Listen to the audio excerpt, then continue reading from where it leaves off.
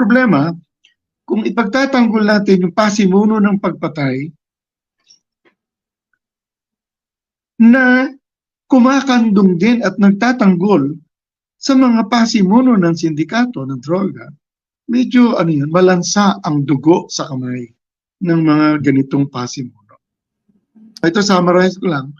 May biktima, yung sa pagpatay, yung extrajudicial killings, ang tanong, sino nag-uutos niyan? May biktima yung umaabuso sa droga, ang tanong, sino ang pasimuno ng mga sindikato? Ang problema, kapag ang mga utak ng sindikato at ang mastermind ng pagpatay ay patungo sa isang dako, yun ang mas masakit. Yun ang mas masakit. Makikita natin na yung palang mga pasimuno ng pagpatay ay mga kasabwat din sa mga sindikato, doble. Nasasamantala dahil sa maling polisiya.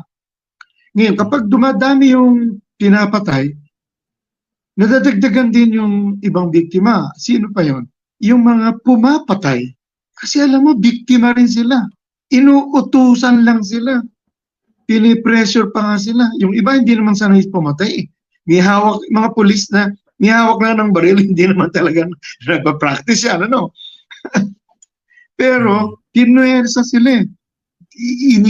Itinulak sa ganon. Sa isang banda, biktima rin sila.